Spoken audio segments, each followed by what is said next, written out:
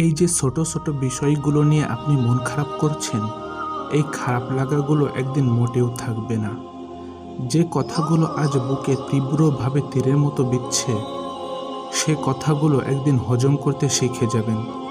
খুব সামান্য সামান্য যে ব্যাপারেও আপনি হাউমাউ করে কেঁদে চোখের পানি ফেলে দেন, একদিন এই ব্যাপারগুলোই আপনি হেসে উড়িয়ে দিবেন। এই যে রোজ ক্ষতর পর ক্ষত জমছে আপনার অন্তরে, একদিন এই ক্ষতগুলোও সেরে যাবে। নিজেকে নিয়ে বোঝাতে না পারায় যে যন্ত্রণা, একদিন তাও কেটে যাবে ইনশাআল্লাহ। তবে আপনাকে কিছুতেই ভেঙে পড়লে চলবে না।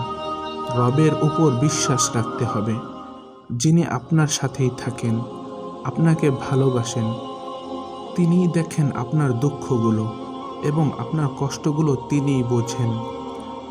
যার ডিকশনারিতে অসম্ভব অর্থে কোনো শব্দ নেই, তিনি পারেন আপনার সকল দুঃখের অবসান ঘটিয়ে আনন্দের জোয়ারে ভাসাতে।